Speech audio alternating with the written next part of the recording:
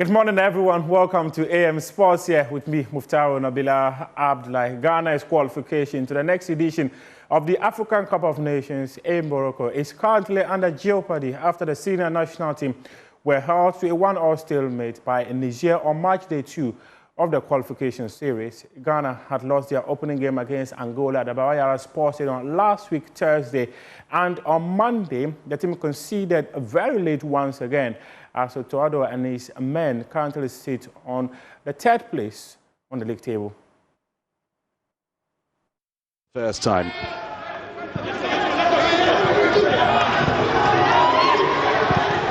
Newman. That's a lovely turn from Ashimeru. Under a little bit of pressure.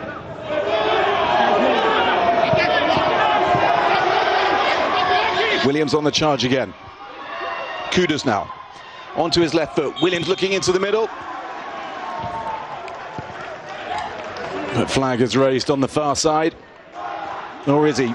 Onto his right foot he goes, and that bobbled up unkindly in front of Ati Ziggy.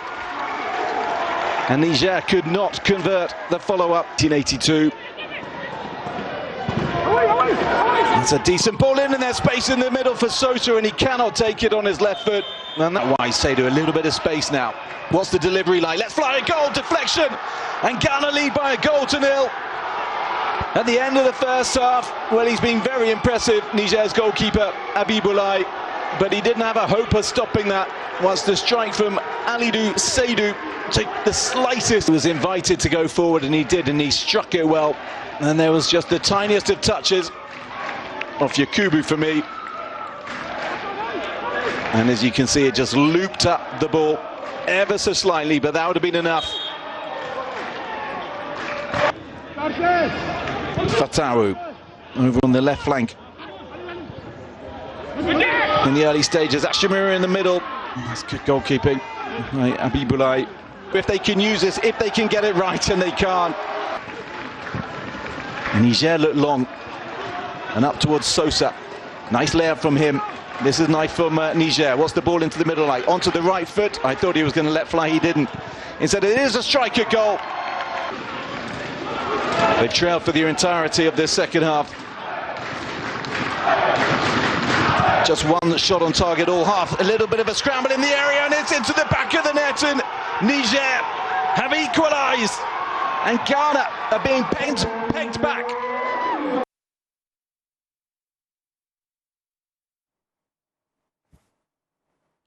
Let's hear from Otto Addo, who said that the team did not learn from the previous game against Angola. We're really disappointed, to be honest. We talked and we trained set pieces. We talked about situations which could happen, and the way they defended in the last 10 minutes was really, really bad. I think in general we have the game under control. We allow sometimes some counter situations where we don't close the gaps really well. Then we got the lead. I think from that point things were easier. Also in the second half we changed some positions and some in the build-up, and also some switches to the sides from our wingers, and we had a different setup in the midfield. So it was good. In the second half we controlled them. We created a lot of chances which we didn't use. And at the end, these kind of games, they're like this. There are no cheap teams. Every team can play. Niger also did well, especially in their counter attacks. But yeah, I'm very, very disappointed the way we allow our goals.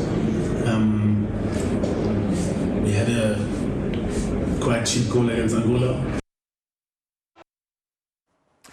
To Ghana Premier League stories, and Accra House of Oak had a very difficult start to the new Ghana Premier League campaign after suffering a shock 1-0 loss at the hands of newly promoted Ghana Premier League side Basake Holy Stars.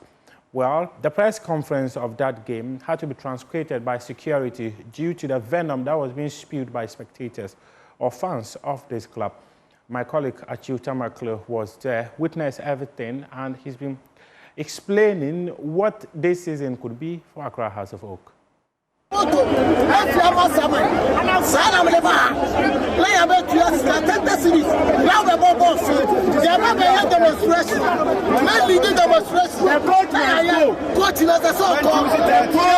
The only thing different about yesterday's disappointing loss was that they did it with 7 new players, 13 overall from the 18-man squad that they fielded.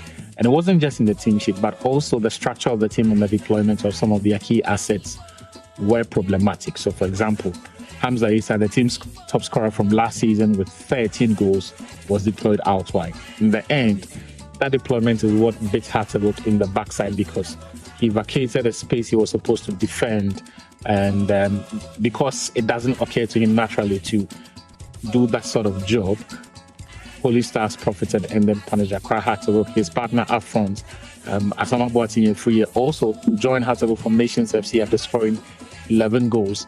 Played for the most part, but it's back to goal and further away from goal. And so in a role that essentially rendered him ineffective. But beyond all of that, you also have to look at the performance of the team in general. It was not so good. So bad that at full time, the supporters booed the manager and the team. Niger, I think that.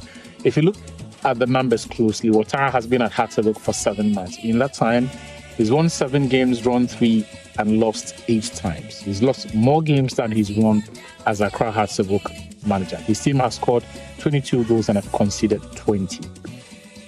If you do the average, you're talking about a win every month. 1 win in a month. Simply not good enough.